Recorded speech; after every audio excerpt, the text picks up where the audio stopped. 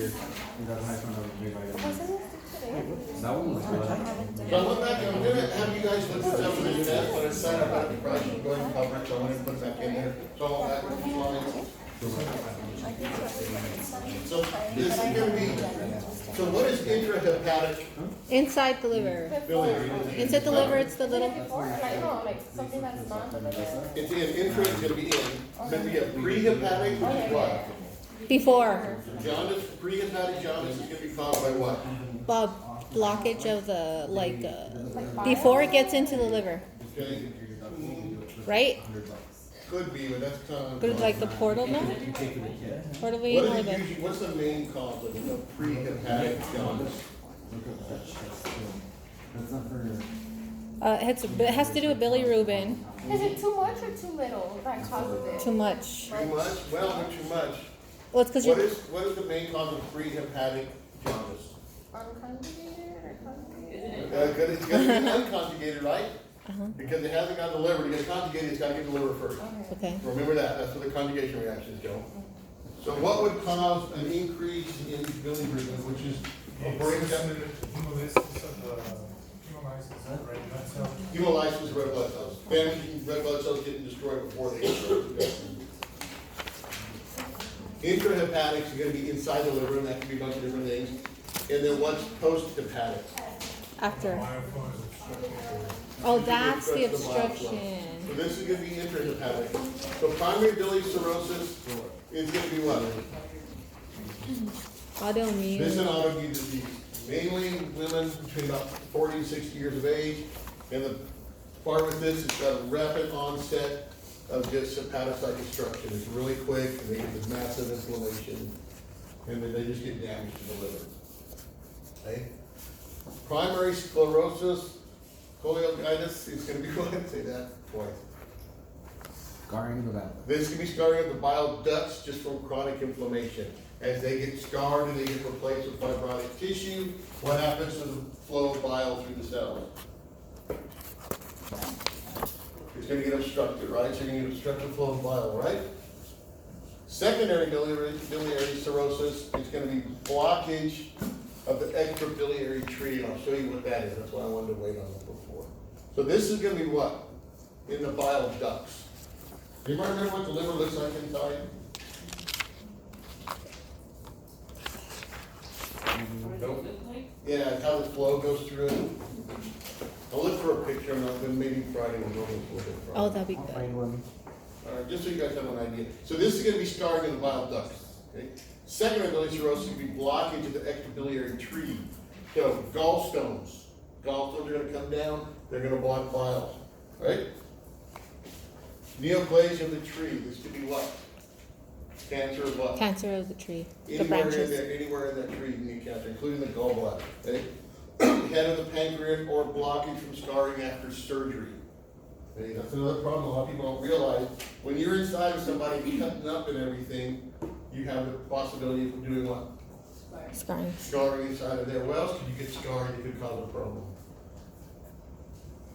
How about from a C-section or maybe a hernia repair? Oh. What could possibly happen with that? Build up the scar tissue? Or how could it cause issues and things? Or does it like hit stuff? I don't know. Not then, sometimes you'll actually get scarring that'll attach, and a lot of times your colon and things and everything, you start pinching it off and you get these little, kind of silly little blockages in there. I'm still singing this weather. So here's your biliary tree right here up in this end. So bile's gonna do what? It's be built up. Made, where's bile made? In the liver and it's stored in the Gallbladder. gallbladder. So anywhere along here in this tree, if you get a blockage in here, what can happen? A backup or something? You get a backup, right? You're gonna get a backup of that, that's gonna start causing damage, inflammation, and cirrhosis. Common bile duct. No. Also, let's say you have a nice tumor that's formed right about here. What the heck? You can get neoplasia of the ducts, the bile ducts. I don't know if it's very good. Hmm? I don't know if it's very good. No, I'm talking about inside, I'm talking about inside. With the veins and stuff. Sort of how flow goes through there. Maybe if we get through this, though, we'll get good. All right, Symptoms of intrahepatic biliary disease, unexplained pruritus, HO, we already went through that. All right, we went through this too, right? Yes. And did we go through this? We're like on the last two slides. No, aren't we on manifestations of liver Aren't we failure? on the last two? What? No, I don't think so. Am I No, missing we the went whole through. part? So we're gonna keep it to logic disorders. I can see like 3 pages, no? 4. What are those gonna be? Hmm? No. Blood disorder, what blood disorder though? Good, from what? You can have anemia, you can have what else? I'm on the wrong one. What else do you make in your liver as part of your blood? What was your What else do you question? make in your liver that would be a hematological disorder? Bilirubin. You make in your liver. Bile. No, that's not in your blood, that's bad. Iron. Iron? Iron, no, you can store iron. Store in your iron. liver. How about clotting factors? Ah. How about parts for clotting? Clotting disorders. Albumin, also part of your blood, right? I'm gonna let again and again. You don't make enough albumin, what happens? Something with the drugs? But two things can happen with loss of albumin. Change the drug distribution and metabolism. Metabolism, yeah. And Well, it's And- energy, no?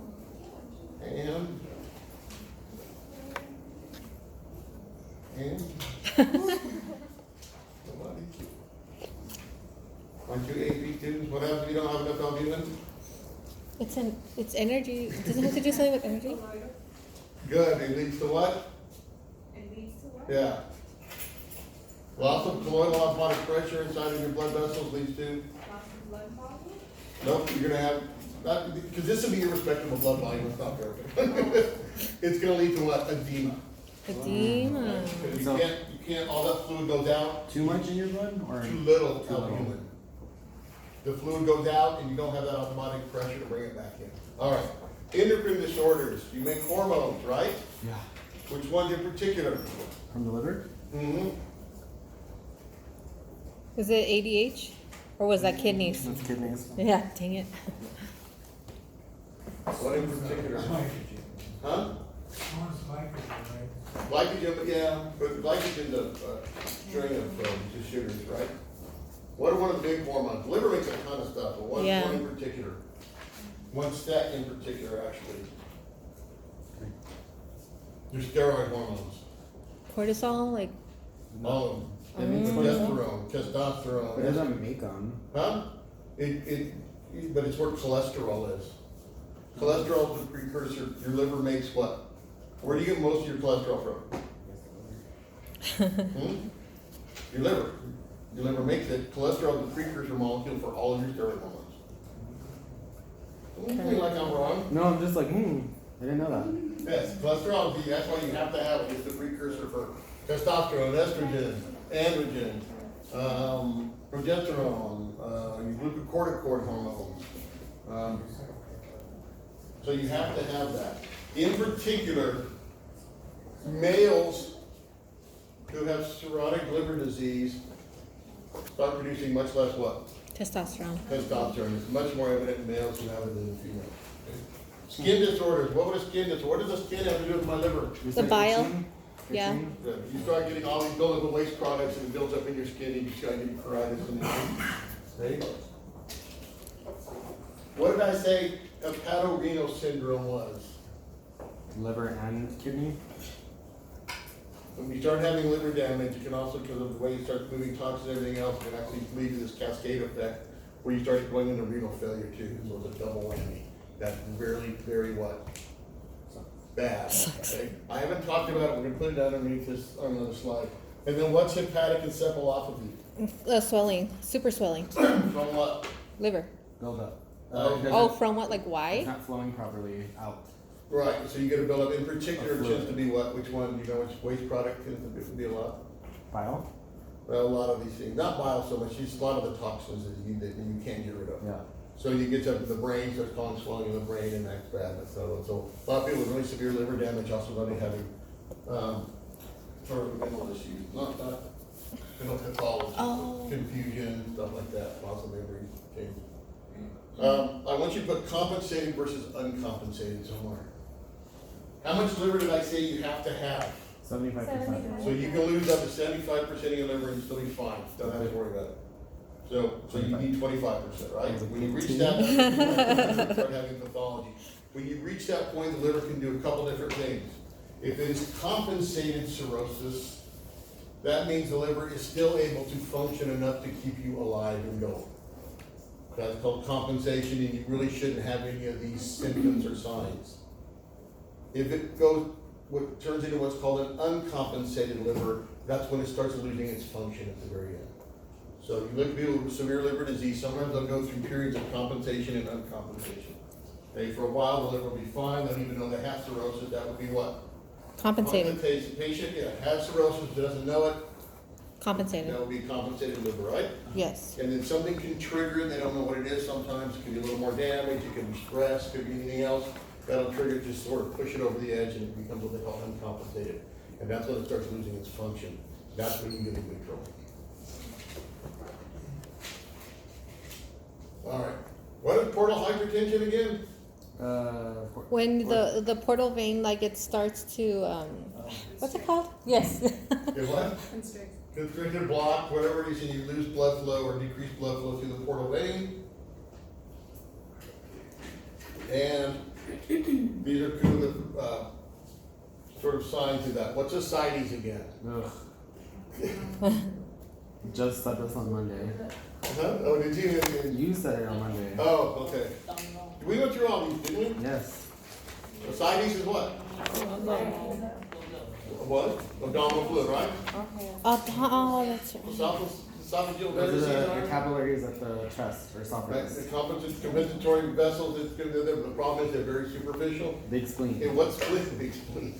Big spleen. That sounds like a football team. Yeah, we're gonna go for big spleen. All right. So treatment of liver failure, eliminating alcohol intake when the condition is caused by alcoholic cirrhosis. Will it fix itself if you stop drinking completely? It'll try. Yeah, it can. Depending how far along you are. Not cirrhosis. Not when you reach this point. Not Cirrhosis. When you reach fibrosis. Remember, what is fibrosis? Scarring. Scarring. Fibroblasts. Scarring, yeah. Now, it's still functional when you have fibrosis. Yes. And some fibrosis they think can be reversible, they're still kind of depends on, Or like if you're getting fatty liver, that's when it can be that's it, changed. fatty liver will go away. Yeah. When you quit drinking, that one goes away. Alcoholic hepatitis, there's gonna be some damage, but usually it'll stop right there, okay? Preventing infections. Remember, your liver also does what in terms of bacteria? But do you have a special type of macrophage in your liver? Oh. You have a lot of bacteria that goes into your liver because everything's coming from your stomach, right? What's it In called? fact- Huh? What's it called? Kupffer cells. Oh, with a K, right? I remember now. Macrophages in liver for bacteria. So, in fact, that's one of the problems with the PPI inhibitors. Remember I want to talk about those last time? We were talking about kidney failure? What did I say about it in the liver? Nobody listens. Everybody listens, we just have a lot of information. What did I say can happen with it? This is the newest problem they found, PPI inhibitors. So what do PPIs do? Proton Actually, a pump. PPI inhibitor would inhibit the drug, so that's Yeah, not the right no. thing. PPI, and what do they do? Is it for hypertension? I know people are hiding in the back. PPI is a Tiffany, proton pump what do inhibitor. PPIs do?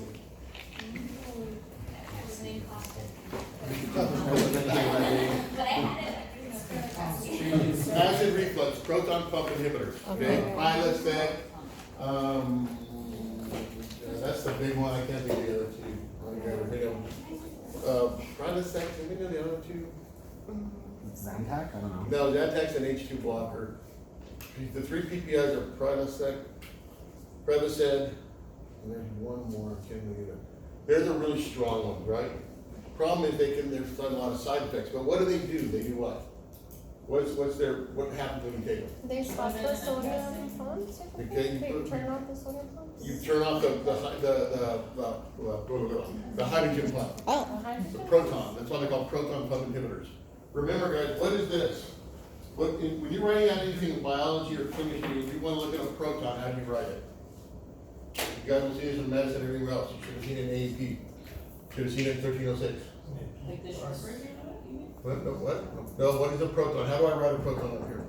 If I'm gonna draw P-R-O-T-O-N. on a schematic, huh? Do I draw a little tiny little? Like a plus sign or? Nope. Can you just put it? Is it an E minus? Nope, that's an electron. P? Isn't it That's just an electron. P. E with a plus? P. As in P. Peter. That? No, That's like a that doesn't look right. phosphate ion. Hydrogen? what? Oh my god. Now we're gonna review. I know. What are hydrogen made out of? Protons? How many protons do they Protons? have? One. One. How many electrons? One. One. They're like stable. If you take an electron away, You have one proton. all you have left is a Proton. proton.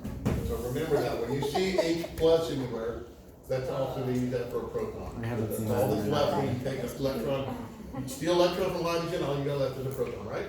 I hate the chemistry. Oh, I see that in These chemistry. PPIs, they can lead to chronic liver disease, can't They don't lead to it, you're close. Well, it says that it makes you. So what's next? They can't lead to it, If you're on it for prolonged use, maybe? And what do? They can promote. They decrease what? Sodium? Stomach acid, right? Uh huh. So your acid helps protect you from bacterial, right? Right. So you get more bacteria into the liver. So they're getting more, in particular, the enterococcus. Anybody's taking any micro from me.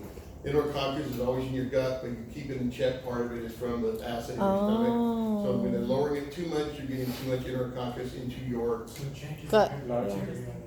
Then it gets too much of it's getting in the liver, and it's exacerbating. So write this down. It's exacerbating already present liver disease, in particular cirrhosis. Which is the excess. Acid two. So, i.e., you shouldn't take those unless you what? Really need it. Unless you absolutely have them. If you look at them, has anybody ever looked at the package of one of those on there? No. Okay, it says do not take for more than 14 days, Yes. and then do not take and do not start up again for another 4 months on them Wow. for over the counter. Because they look, I just read a new thing on this, I was wondering about that. It takes about 4 months for the kidney damage to heal. Wow. So the idea is, once you come off of them, the kidneys start repairing You themselves. said it exacerbates already present liver. Liver disease, in particular cirrhosis. Exacerbates. So as clinicians, what are you guys gonna see? Who takes a lot of these type of things because there's tummy hurts in the next morning? Alcoholics. Alcoholics, right? So now you've got an alcoholic who's taking Tylenol because they have a headache, Plus, and now they're taking PPIs because their stomach hurts. Can you see how this whole thing can just snowball down into a huge issue for these? yeah. All right, where'd I go? Or you- Got me off on that whole thing. All right, preventing infection. Also, if you look at people with cirrhosis and everything else, your liver has a lot more to do with your immune system than people think. We don't cover that much. You look at people with liver disease, because it produces, okay, extra credit. Uh oh. How does the liver, I've never seen anybody go, oh, God. Why is he giving us extra credit? What does the liver produce that helps the immune system?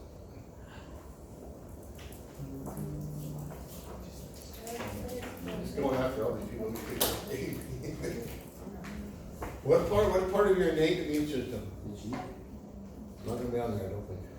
Maybe. Cheat sheet. Maybe. But the liver does. Dang. Are you sure we want to do the final on liver? It produces a lot of, did you get it there? Is it the Kupffer cells that you mentioned? Yeah, the macrophage. The which one? The Kupffer cells? Yeah.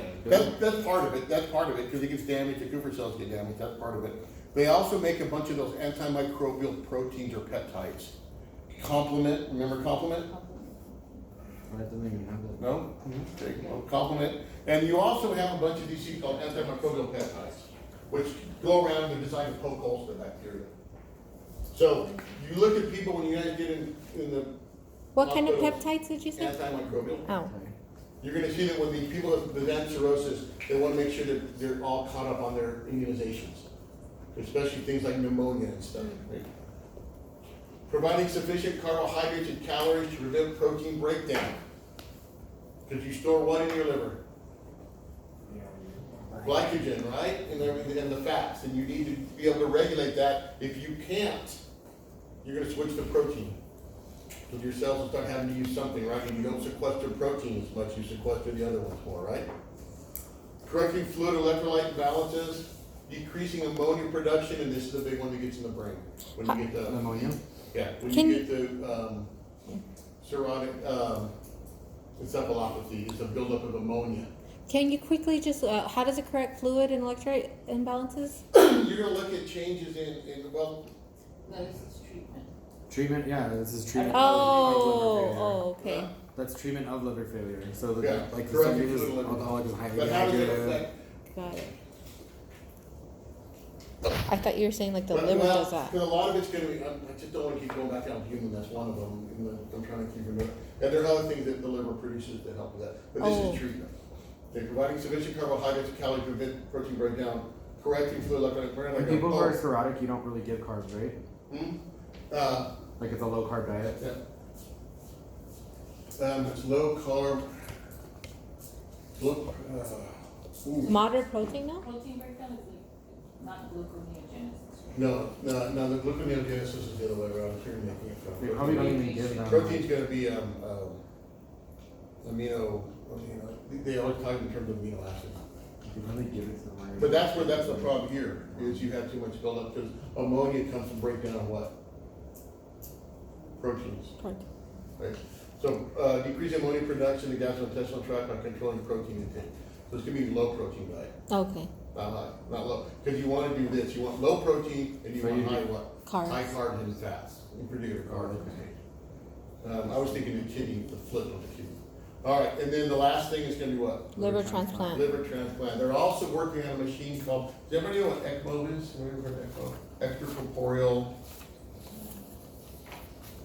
something oxygenation. It's designed to help the lungs repair themselves if people are having lung damage. They're also working on a new extracorporeal liver. And the idea is your liver can do what? Fix itself. Fix itself. So the idea is an acute liver failure, what they want to try and do is plug into this machine So it traces to. and it'll take over some of the function of the liver. It's not working very well yet. That's not much yet. Oh, man. All right, types of liver cancer. Hepatocellular carcinoma arises from the liver cells themselves. This is primary hepatocellular. You see this on somebody's chart? Not the protons and electrons. So If you see this on cancer, somebody's chart, what is that? cancer of the liver cells. Yeah, and this is primary, so this is actually cancer in the liver, which is really pretty rare. Is that, yeah, I was gonna say like genetic. How do you get it? The main two ways you get it are going to be hepatitis infection Cirrhosis. and cirrhosis. Okay. And then how do you get cirrhosis? So you all were talking about, and that's why I wanted to go to this, you wanted to talk about cirrhosis, and then if you quit drinking in cirrhotic liver, it'll fix itself, right? No. No, but does it keep trying to fix itself? Yes. Yes, and that's actually where you start seeing an increase in liver cancer. Oh. Why? Because your healthy cells are trying to fight. They're going through replication Yeah. right now, and they've been damaged and accumulated a lot of DNA damage, and that's where you actually see this. This actually a lot of times is exacerbated by liver damage trying to repair itself. This is what really goes up. This is gonna be that one of the primary bile duct cholangiocarcinoma. Okay, that's cancer of the bile duct. So are most liver cancers hepatocellular carcinomas? No, What are they? they're secondary. Which means what? That means you got it somewhere else first and it metastasized to your. What's that term called? She just said metastasis. Metastasis. Most liver Doesn't like cancers me. are genetic. She just said that. Oh, You did you you don't say like me, it's okay. Metastasis from somewhere else. What did I want to do later? Metastatic, good. All right, so put this up here. Here's a nice healthy liver. Ooh. I hope mine looks like that. Okay, now this is gonna be what, a fibrotic liver. Remember, we didn't have that, so this is fibrosis. What's happening to it? Scar tissue. And then it can turn back to healthier from that. This would be tough because, well, if you cure the hepatitis C, yeah, there's some literature out there that says if you get it early enough that you can sort of get rid of some of that fibrotic tissue in there. The scarring gets too bad, now you get what? Cirrhosis. Now you get this cirrhotic liver, and you've got all this scarring can block the flow of blood through the liver, cause liver function to deteriorate over time. This is cirrhosis, and it gets all noduly and knotted, and actually starts to shrink up. Okay, this is actually for a cirrhotic liver. That one looks pretty good. The other ones look really, really bad. And then what's going on here? Cancer. You can't really see it, but what do you have right in here? Tumors. You got tumor growth. You got these tumor growth in there. And unfortunately, hepatitis C is leading cause of liver cancer. How come it's hepatitis C and not hepatitis B? Because it's chronic. Okay, because I said B, the one that wants to cause cancer more though, right? Yeah. So how come it's C and not B? Because, no, because C is more chronic. It's more apt to go chronic. Yeah, so those two things, medications more. And what else do we have for B now? A cure. Medication. No cure for B. Cure for C, no cure Oh, Prevention? You cure syphilis. Oh, medication. the shot vaccine. for B. Vaccine for it. All right, gallbladder, we're almost done with this. Definition, an intestinal pear-shaped muscular sac located in the ventral surface of the liver. Whew. I don't care. What's its function? Store and concentrate bile. Right? The right and left hepatic ducts, and this is going to be the hepatobiliary system, come together to form the common hepatic duct. The cyst duct extends to the gallbladder, and the common bile duct is formed by the union of what? Hepatic. The common hepatic duct and the cyst duct. So that's that tree they were talking about, right? When it starts to come down.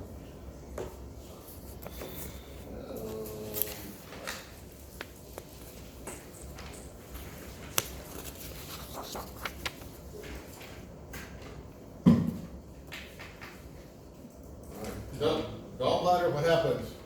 Enters the food into the intestine, causes the gallbladder to what? Contract. Contract. It actually starts to do this when you start seeing food. You know that? The cephalic phase, you know, from A and P? You all remember that?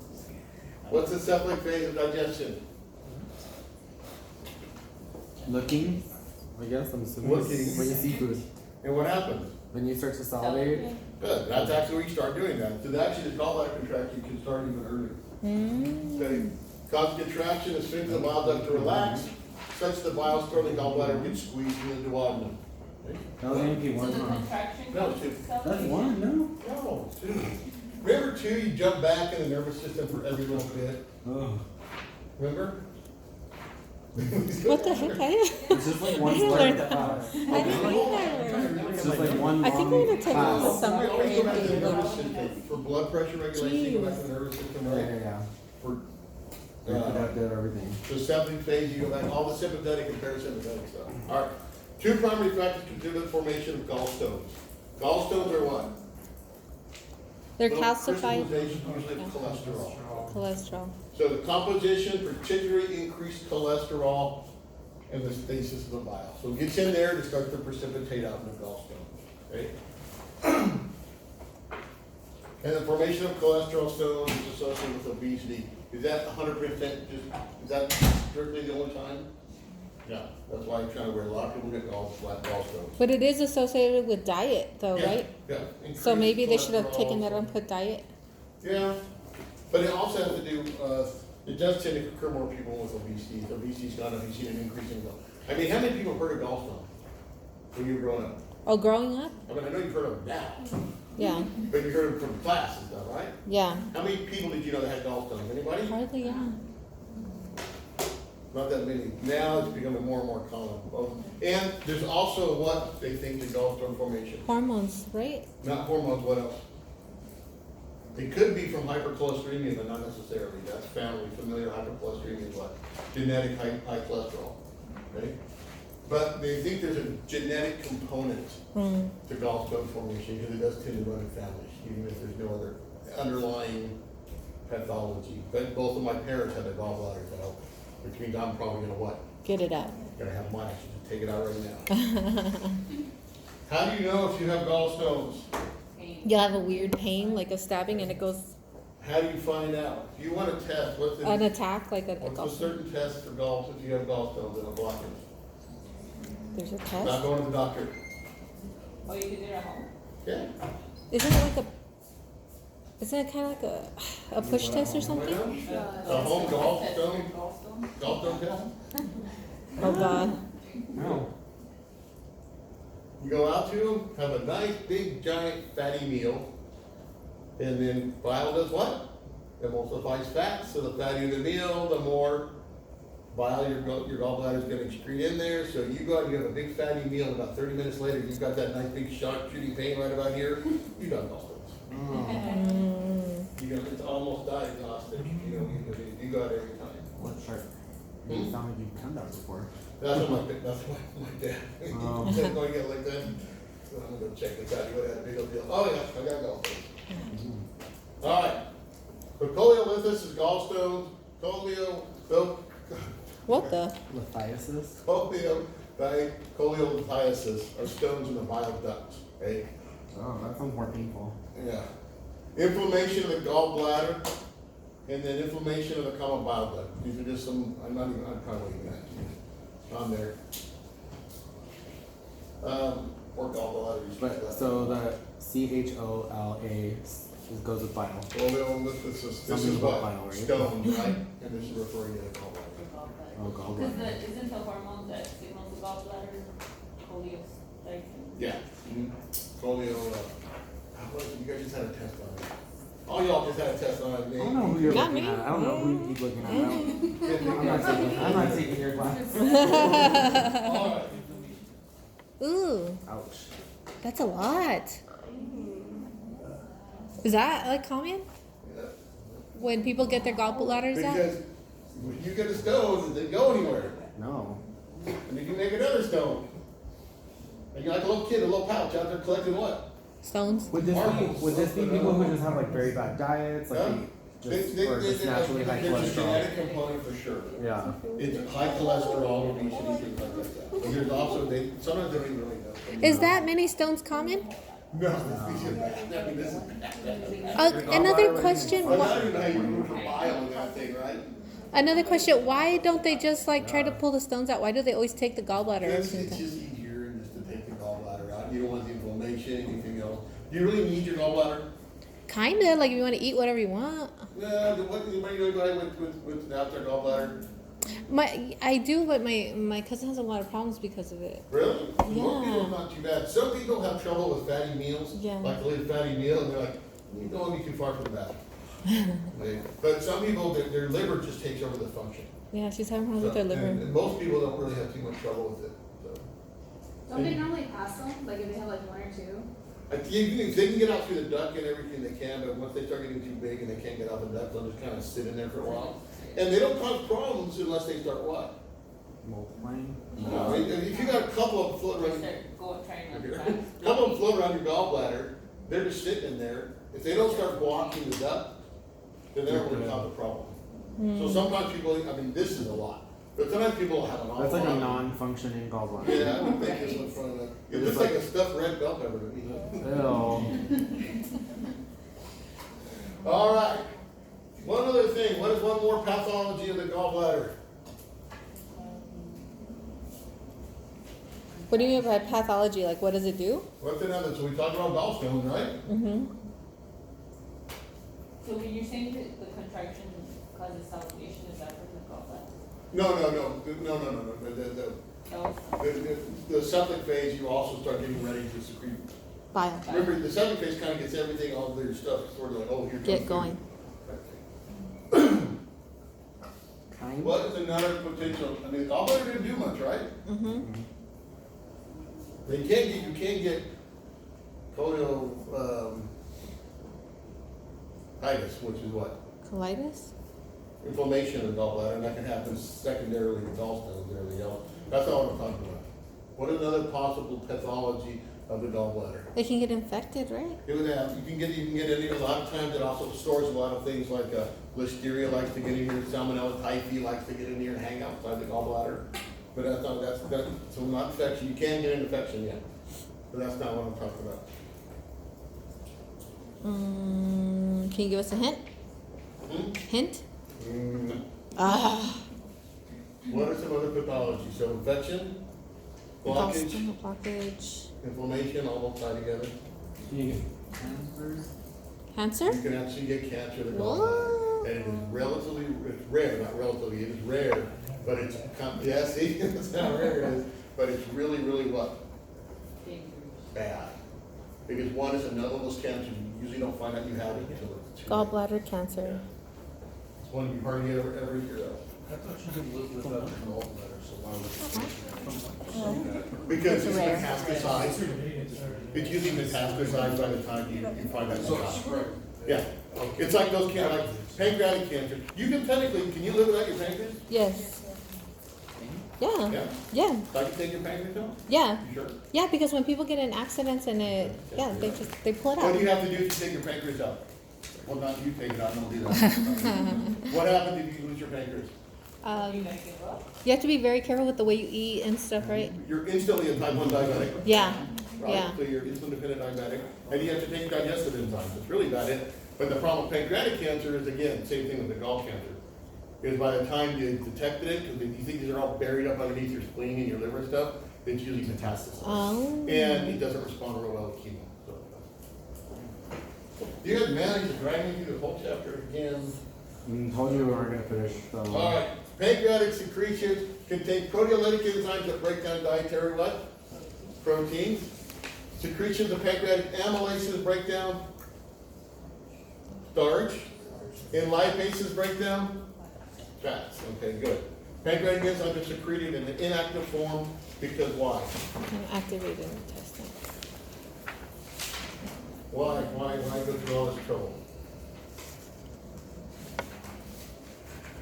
Because that's where it's needed, like that's where it's used. Like it doesn't want to get used up before it's needed, right? Remember, pepsinogen doesn't turn into what? Pepsin until it gets activated by hydrochloric acid in the stomach. Why? You went over that. Don't make me get a fiber again. Why? Well, it breaks down food, no? It's in the stomach. Why did you just make it active? Why does it come right off the ribosomes into the Golgi, bam, activated? Because it can Why? break down other stuff. Because these things will start breaking down fats and proteins and carbohydrates inside of your cells. That's why they're all made inactive until they go out there. In fact, there's some cases when you have damaged chronic pancreatitis or acute or chronic pancreatitis, these things will start leaking out Oh. and they'll become activated. And then what happens? It can attack yourself. Like You're gonna start damaging the inside of you. All right, common cause of acute pancreatitis, gallstones. You get that blockage and it causes inflammation, you get back up. Alcohol abuse, this is gonna cause acute, and this can turn into chronic pancreatitis as well, okay? Hyperlipidemia, what does that mean? Swelling. Lipids are found how in your body? How would this show up on your blood work? It's in your blood, you actually see it like white. Oh, you can see it, that freaked me out when I saw that the first time. I said, that's blood? It looked like melted ice cream. Ew. But how would this show up in your blood work? Oh, lipid is How are fats stored in the body? cholesterol. Oh, Oh. cholesterol. Yes, Triglycerides. Hyperparathyroidism. Infections, particularly viral infections, can trigger pancreatitis, acute. Right? Abdominal and surgical trauma again, and steroids, and what are these used for? Diuretics.